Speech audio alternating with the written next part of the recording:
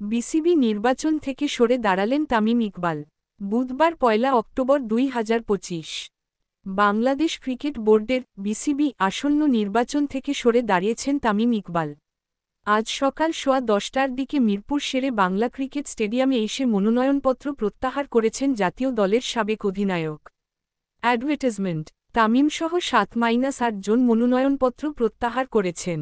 তামিমের ঘনিষ্ঠ এক সূত্র জাগো নিউজকে এই তথ্য নিশ্চিত করেছে। বিসিবি নির্বাচনের ভোটগ্রহণ হবে ৬ অক্টোবর। আর তার আগে মনোনয়ন প্রত্যাহারের শেষ তারিখ আজ ১ অক্টোবর। মনোনয়ন প্রত্যাহারের শেষ দিনেই তামিম সরে দাঁড়ালেন হঠাৎ করে।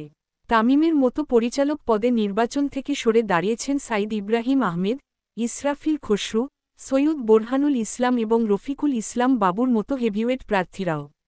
অ্যাডভার্টাইজমেন্ট: বলার অপেক্ষা রাখে না যে ১৫ ক্লাবের ওপর আবার কোর্টের নিষেধাজ্ঞা এসেছে, তার সবকটাই বিএনপিপন্থী কাউন্সিলরদের।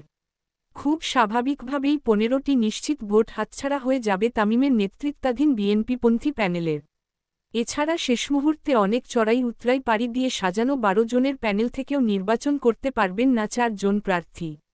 এতে করে শক্তি কমে যাওয়ার উপক্রম হয় অনেকটাই। ফলে আগের দিনই গুঞ্জন শোনা গিয়েছিল, বিএনপিপন্থীরা সহ তামিম ইকবাল নির্বাচন থেকে সরে দাঁড়াতে পারেন। সেটাই হল।